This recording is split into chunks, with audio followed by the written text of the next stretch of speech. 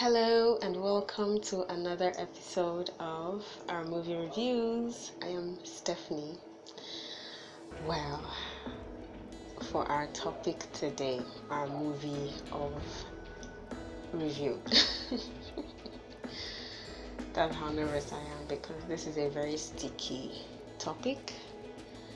And I'm trying to be as professional as possible. I'm trying not to get my emotions involved. I'm trying not to show how much of an issue this is in our society today. And by our society, I mean every country on the earth, be you from the North American continent to Africa to Europe. This is still a problem across the world. And our movie today addresses that. Welcome. How has your week been? I hope you have been amazing. I hope you've been glorious. I hope you've watched our previous episode. If you haven't, check out our previous video on Descendants of the Sun. Today's movie, How to Love Me. Country, the Federal Republic of Nigeria, where I happen to be from and reside. Our own movie industry is called Nollywood, after the Hollywood moniker. And this movie is a Northside Productions film starring Yvonne Jegede and Ogbonna.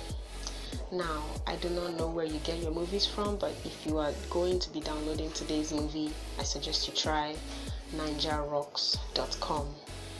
NigerRocks.com. That will be N9JA rocks.com, all as one word, www of course in front of it, .9jarocks.com. That is where I got this film from, and that is where I can promise you would get this movie from. The title, once again, How to Love Me. Now, I feel this movie addresses a topic that is very much an issue in love relationships. How do you teach your partner to love you? How do you coach your partner on the things that make you tickle, make you tick as a person?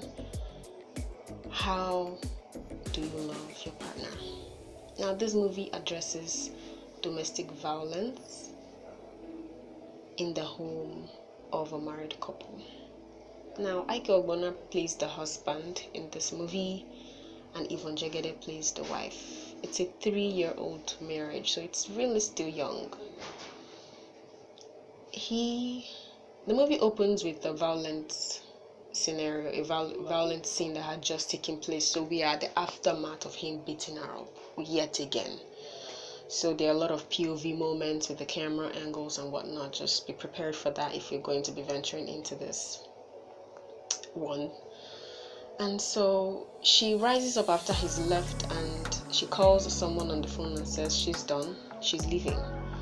She proceeds to pack her belongings, and just before she's done, she gets another phone call that shows, what the arch of this movie is really going to be centered on.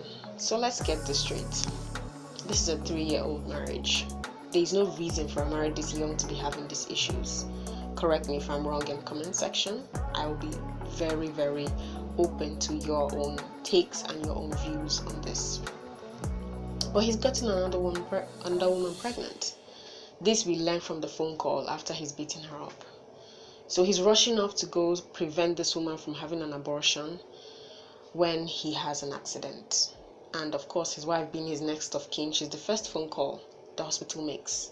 Whilst she's packing up to leave the marriage, gets this phone call that her husband is in the hospital. She had just been beaten up by this man. She had wounds, bruises all over her face, all over her body. But she rushes up to the hospital only to learn that he is in a coma and may have suffered amnesia. Wow, what a turn of events. She was about to leave the marriage. What does this mean? What should she do? She proceeds to do the one thing that comes to mind, I guess. She writes an entire diary she is to later present to him as his own, detailing how much in love with her he is. She literally writes him a journal, an instruction booklet on how to love her, how to be in love with her, hence the name or the title, how to love me. Well, he wakes up from the coma. He obviously doesn't remember anything. He doesn't even remember she's his wife.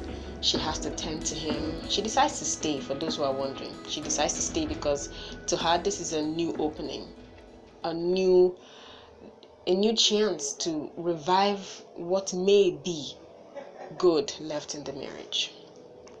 So she stays, she tends to him, and he really can't remember anybody. Not his wife, not his mistress with the baby, not anyone, not his best friend who we never see throughout the film.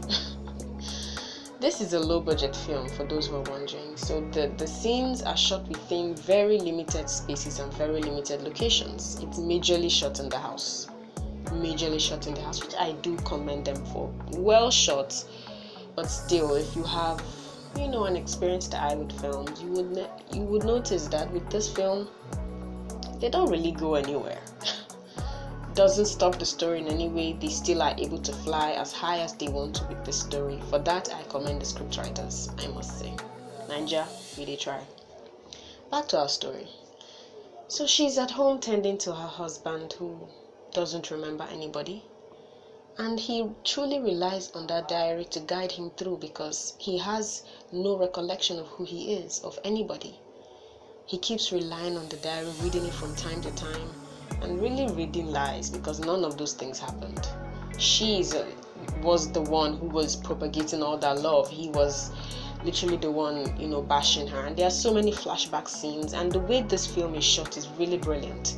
It's shot in a before and after sequence, where with every topic that is dealt with, the before of how he behaved before he had the coma is shown, and then how he behaves after the coma is shown, and it's absolutely different. This man is a nicer person whilst in his amnesia state. How can somebody be both nice and bad at once? It's fascinating. Where does the good side of him go when he's in his known and his full self? How come he couldn't be this good to her whilst in the marriage? Why did it take an entire accident, a coma, amnesia to get him to this point of being this good to her? You see her struggle. As much as she orchestrated this entire plan to get him to love her, she is obviously struggling to accept this new him. It's an absolute contrast to who he used to be.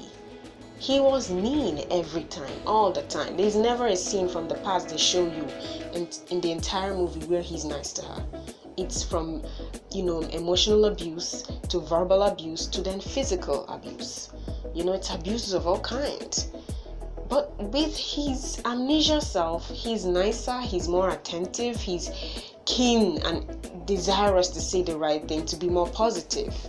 It's a confusing journey for her. Different topics are spoken about, or at least shown in the film, from how they are sexually. He rapes his wife. How do you rape your pregnant wife? She is your wife, one, and two, she's pregnant. It's a wonder what happens in the mind of abusers. But upon showing the after, she is still plagued and traumatized from the last sexual experience she had, from which she lost their child. I know I'm all over the place. Forgive me, guys. I'm trying as much as I can to be professional without showing just how emotional this one was. For those who would be bold enough to venture into watching this, I applaud you and I warn you. The verbal abuses are just, if you are somebody who's not used to an environment like that, it hits you first. Like, how can you talk to an entirely different human being this way? How do you refer to your wife as a pig? How do you refer to an entire other being as irrelevant or as lower than you because she doesn't have, a university education? You knew she didn't have a university education before you married her. How come this is now an issue after the marriage, to the point of inciting fights based on it, including it in your points against her, throwing this knowledge you have about her as an arrow at her every chance you get? Whenever you see she's weak, you throw that right there. You're a school dropout. Oh, please, there are tons of school dropouts that have made it well in life. University education, I have nothing against, but it's not a limitation, it's not a criteria to being successful in life. Well, he is short-sighted. That is my best take on that matter. There are so many scenes in between, that really buttresses a lot that men and women in such situations, in such abusive relationships, go through.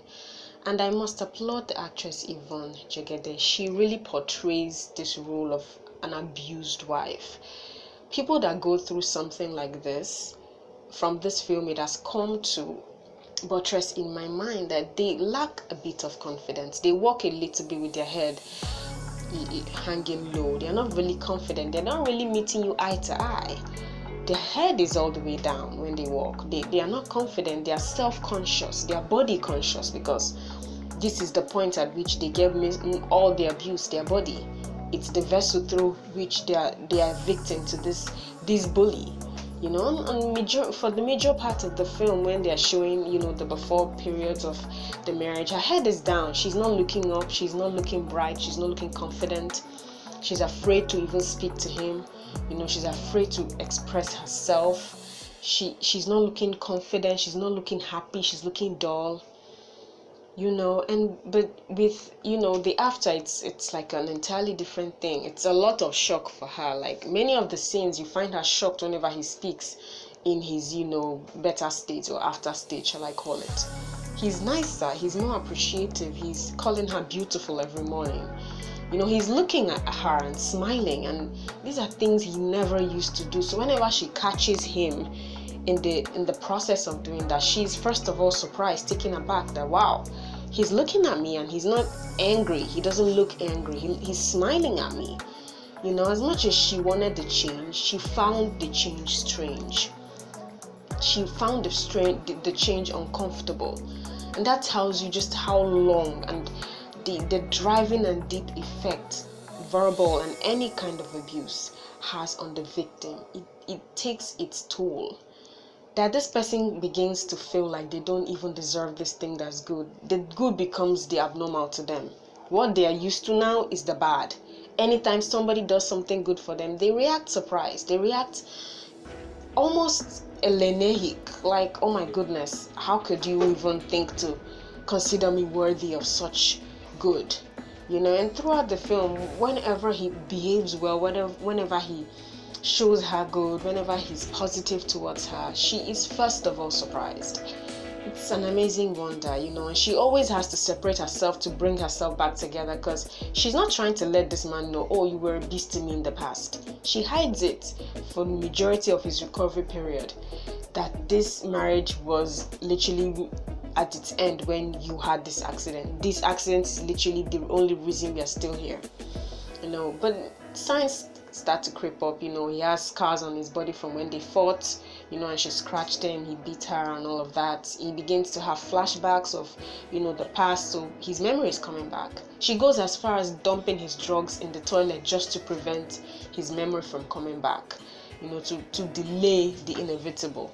But the inevitable still catches up, a month I think or two. They've never really told us the duration of time it took, but his memory came back to the point that when they were rehearsing, calling names just to help see how far down or how far deep his memory had come back, she dared to call the name of his mistress, Cassandra, and he instantly reacted ugly.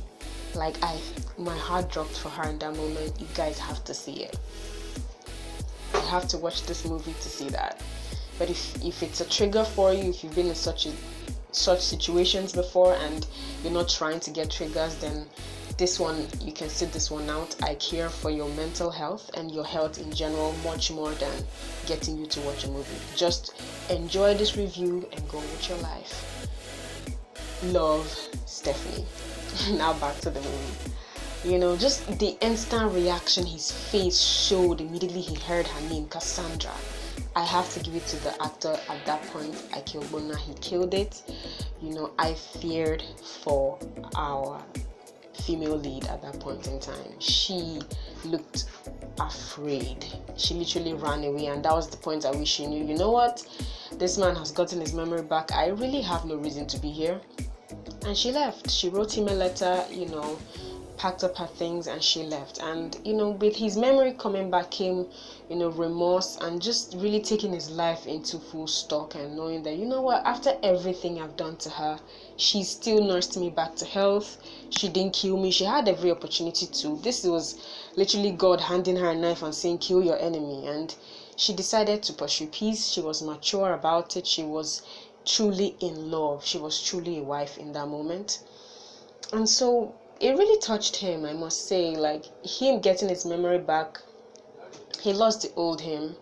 With her not in the house anymore, he started to miss her. He started to think about his life. And then, some plus in the movie, actually, before he got his memory back, her sister comes visiting, because this woman had three miscarriages during the duration of the 3-year marriage, whilst things were really hard and tough between them, and all of these miscarriages were as a reason or as a result of his physical abuse and sexual abuse at some point. So the sister comes calling and says, what, God has given you the chance, the sense to know that this is not for you. Walk away. And she keeps defending him. And this scene shows us just the mentality a lot of victims of such abusive relationships or marriages, just where their headspace is at. She's sitting there defending him, saying he's a good man. She married him a good man. She knows he's still a good man. He's probably having midlife crisis. Just pray for me. As much as we're very religious here in Africa, I do think to some extent we take it too far. There's some situations that you need to take action, some situations that the Lord gives you, the wherewithal, the grace to do the right thing. He puts the decision right in front of you and says, I've given you the choices to either be alive or to die. It's really up to you, but I would advise you to be alive. This is his word in Deuteronomy, if I'm not going too spiritual on you. But many at times here in Africa, the mentality is God will do it all. He would make his decision and make my decision as well. And he really doesn't want to do that. He wants to make it easy for you and watch you take the step. Some of the times, at least with these kind of situations. Last year in Nigeria here, we experienced the terrible loss of a gospel artist. Unknown to everybody, or at least the majority of us fans and whatnot, she was in an abusive marriage. Rest in peace, Osinachi. She was pretty much a vocal magnet, shall I say, and she was posed to take over the world. But unknown to everybody, as she sang the praises of the Lord, she went back home to a man who could not stand her rising star, who just could not stand the person she was, and could not stand the fact that despite everything he was doing to her, she was still submissive. And so she died. I think that was last year, and it was her death that exposed the fact that she was even in an abusive relationship. It was then that we found out that a ton of other gospel artists knew, and some had even intervened, trying to get her out of the marriage, but she chose to stay because she thought she was being the right wife, she was doing the will of God. And this connects back to my thought on the African mentality and God and choices. Some things he definitely would let you make the decision on, and I think something like this that has to do with life and death, definitely, it's only a living person that can be married. So let's get that first sorted out, your life, before we talk about if you're married or not. That is my own personal take. I'm not for divorce, but I'm not for violence either, So that's just to buttress how much of a problem this is, not just in Africa, please. This is a problem all over the world. We still keep hearing news of this happening in well-developed countries as the United States of America and other countries. Men, beating their wives, killing their children, women doing the same. It's really not just even a male to female situation. There are situations really surprising too, where women are the aggressors, doing this to their husbands and whatnot. So this movie really addresses a thriving, alas, an unfortunate issue on the earth, period. And that has to do with just not being able to accept another human being's shine. that to me is really the crux of the matter. You have a problem with some other human being being amazing besides you. You want to be the only amazing person in the room, and you find that the way to express your anger and your frustration at the situation is to try and beat the person down, try and steal what they have, take it away, snuff it out, just so yours gets to shine. To some extent, I believe this is what the problem is.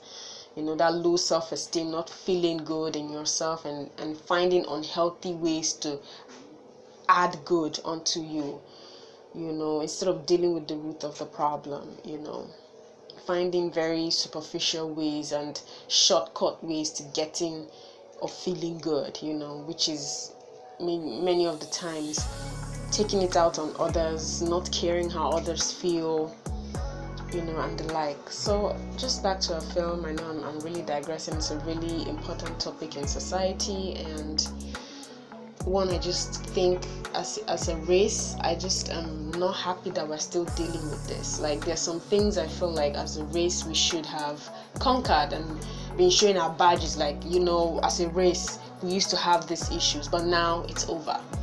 And it's hard to know that, generation upon generation, this is one thing that has connected the human race. Every generation has experienced this in some form or manner. There are some generations where even men burnt their wives alive in public and whatnot. There was some centuries where that was the way to express abuse and violence. It's just sad to see that as forward moving and forward thinking as we are as a society, this is still something that plagues us behind closed doors. Everyone can come out and shine and be amazing, but can you do the same at home with your husband there? Is he going to support you? Is he going to be so happy that it's happening for you, whether it's happening for him or not? Will he find ways to make himself feel good about his own failure, about his feeling of failure? Many times he's not even a failure, but he feels like one because he's too busy comparing himself to you, and vice versa. So many people that even today that are being celebrated in public, guess what? They're not happy behind closed doors. So this movie really does buttress and address a very thriving and a very important topic in society. How many people are happy behind closed doors? Married, unmarried, how many people are happy? How many people are in healthy relationships? How many women are able to go all the way in their careers because they know and they are sure that their spouses will be there to support them. He'll be there to take care of the kids when you're not around. He'll be there, to fly halfway across the world to watch you take an award for something you did. He'll be the first to blow your trumpet on social media when you get an accomplishment here and there. He will stand with you while you testify in church of that amazing contract you got, or that amazing car or yacht that you got, and that house you just built, or that company complex you just completed.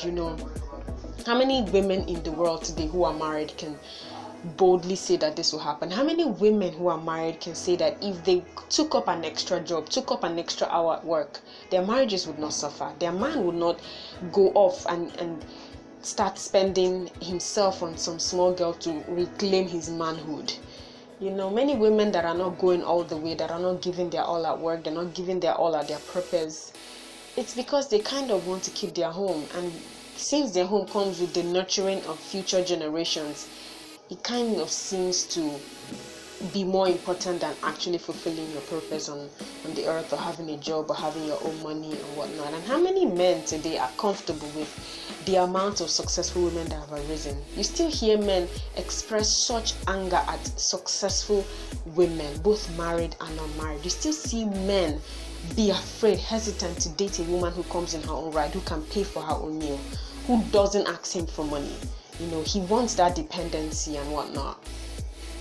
It's a really broad topic that I'm just not happy that we still are plagued by this, based on just how much advancement we have made in every area, in technology, in science, in just you name it. We have advanced as a race. It's just sad to know that if our ancestors came back on some kind of time machine to see, what does the future look like, they will see that we still look like them in this one area. We're still struggling in this one area. I wish we had also conquered this too.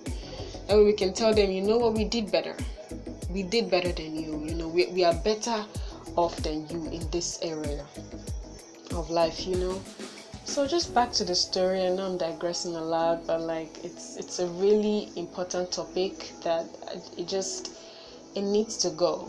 It stayed long enough. It just needs to go. And since it's something that is really about the grassroots, it's not something that you can go to a particular place and just deal with it. It has to do with multiple people. It has to do with mentalities, both of the victim and the abuser.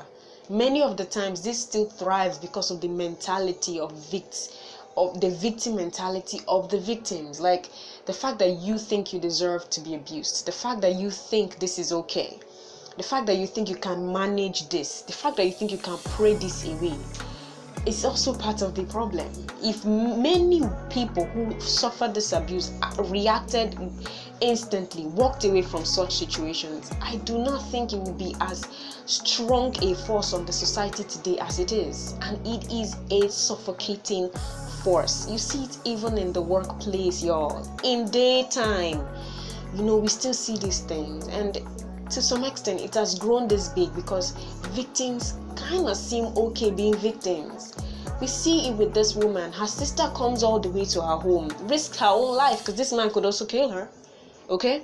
She comes all the way to her home, risks her life to talk sense into her younger sister. We see the elder sister really play her role, even down to the cousin, play his role, to really try and get this woman to leave this marriage. And she would not. She thinks praying can help. There are points where prayer helps. I'm a Christian, y'all. Don't get me started in the comment section with that. But I believe you should get yourself to a safe place and then pray. Okay? Pray in a safe place. Get to a safe point and then pray. That is my personal view on the matter.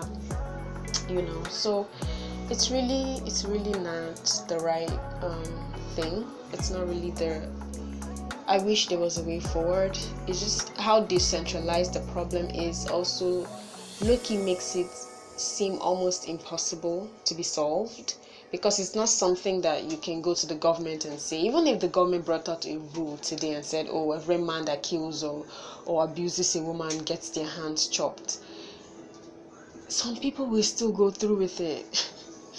It's beyond putting some very hefty punishment on it. It's beyond that point now. It's really, really beyond that point now. Like, this has to do with breaking down strongholds in the mentality of people, both abusers and victims. I think it's just the grace of God that appeared for this woman in her own situation, because she really still had to leave, for the right thing to be done, for her to see change. Just tending to him and hoping that he would not recover really didn't solve the problem. He recovered. She was a good wife. Yes, she stayed, she tended to him. She was a good person. He recovered and then she left. That is the point. She didn't stay behind to see, oh, what would he be? No, she ran for her life. She had took him in again. She was pregnant again, for her fourth trial. And this time she took her baby or her unborn child and she left. So she took action this time, and because of her action she took, and he's seen that the grass is not greener on the other side. The other lady left, she had the abortion, she left him and went on to marry somebody else, and called some months after to apologize on the phone, just nonchalantly and everything. So the grass he was pursuing on the other side, thinking, oh, that's the best one, didn't turn out to be so great. And this one he had abandoned, that seemed in his eyes as nothing, did all the work, proved herself, and left. She didn't stay behind. That is the point. Why do victims feel the need to stay behind? You've done your job. You're a good person. You don't have to prove that to anybody. Now leave for your life. You're not just here to get married. That's not the only purpose of any human being on this planet. There's so much more to every single one of us than marriage, than love, than being with a man, being with a woman, having a job. There's so much more to each and every one of us. We are here to serve the purposes of God on this planet. Full stop. Be it in marriage, the purpose of God has to be served there. Be it in a job, be it in a vision, the purpose of God has to be, expressed through you. And having somebody cut short that journey, it's sad. It's really sad. So I'm really happy for this character. She left the marriage, upon his recovery. She hired a male nurse for him, paid the man in full for 1 month, and left. Really love that, and the man was left alone to think about his life. This abuser of a husband, he was left alone to think about his life, and think about his life he did. And he came to the conclusion that, what, he was in the wrong. So he went begging. He went to her cousin. He was rebuked. He went to the sister, was rebuked at least twice. I do think he should have been rebuked a lot more. But it was it's a film of an hour 30 at most, so I think they were maxed for time. So but at the end, seeing how insistent he was on getting his wife back and apologizing and taking ownership of his actions, which is so important and crucial. The sister opened up and let him back in, and of course the wife was already missing her husband. She didn't want this. She seemed like a very agreeable wife. It's a kind of marriage where he probably would not have had any problems with her.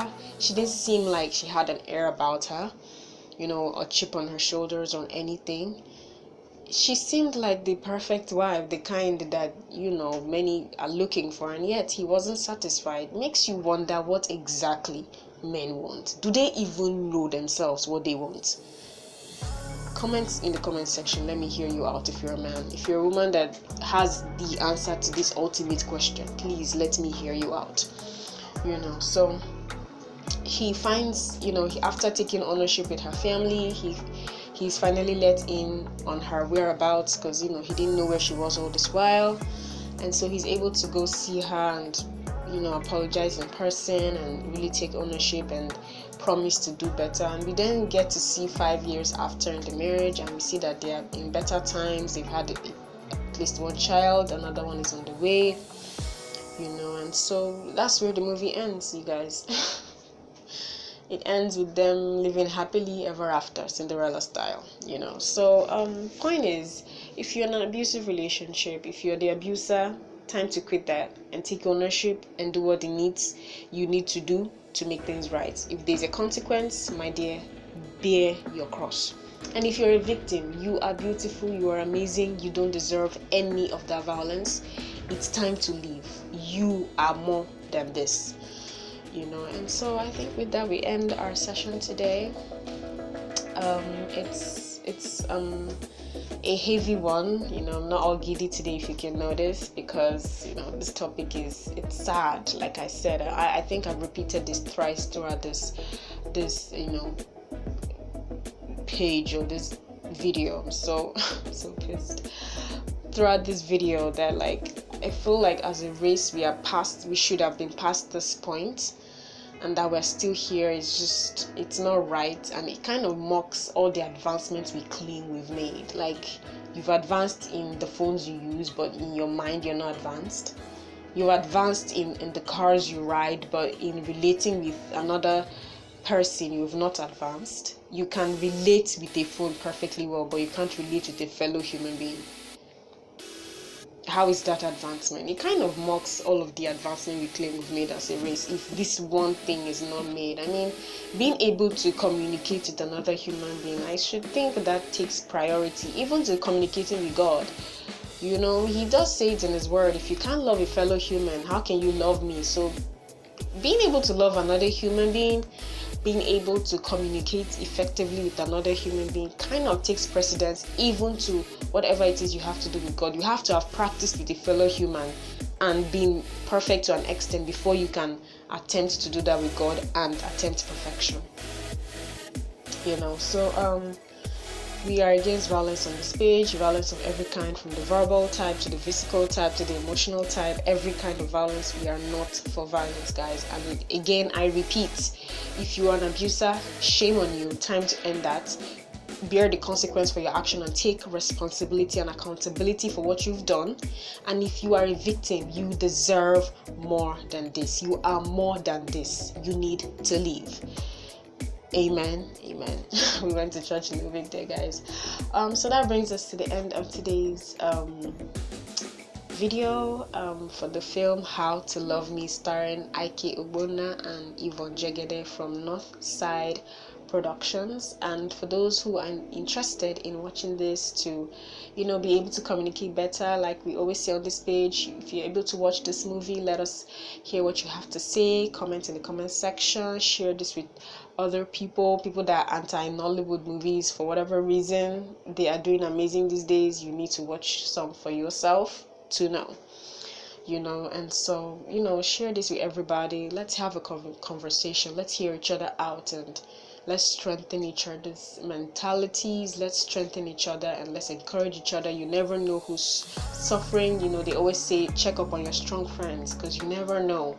The strong friends are always good at being strong for everybody. They're always good at being strong in front of everybody, to the extent that they're not able to share when they're suffering in their own lives. So the best way to handle such people is to always check up on them. Let them know that you're there. Let them know that you care about them as people. Check up on your strong friends. Check up on your funniest friends. Those are really good at cracking others up. Tell you, many of the times, those kind of people suffer from depression, guys. I think today we're going on mental health, y'all. Check up on the funniest person in that group, the most famous person in your bunch. Check up on that person. Make sure you know they're good. Make sure you know they are good, not just that they say they are good. Go check up and be sure that they're good. And check up on you. Check up on yourself, When was the last time you expressed yourself? When was the last time you expressed anger? How angry are you? How frustrated are you these days? Are you able to eat properly, sleep properly, drink water?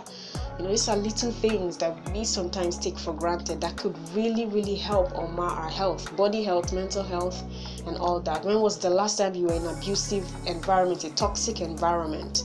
As much as you can, separate yourself from toxic situations. If somebody is talking funny, you need to leave that place. You don't need to stay there and endure that. If somebody is behaving funny, if somebody is not in the right state of speech, in the right state of manner of action, you need to leave that spot. You deserve better. I repeat this again. You deserve better. So act like you deserve better. And hopefully, guys, doesn't always pan out, but hopefully everyone else will act the same. So yeah, comment, like, share, subscribe to the page if you're not yet subscribed. If you're new here, I'm Stephanie. I reside in Abuja, Nigeria, West Africa, and this is my page. We talk about movie reviews, life, love, and other things to come. And this is a new page, you guys, so show me love. Share this with as many people as you can. As I said before, we've posted at least one other video, a movie review of the movie Descendant of the Sun. Check that out if you have not checked that out yet.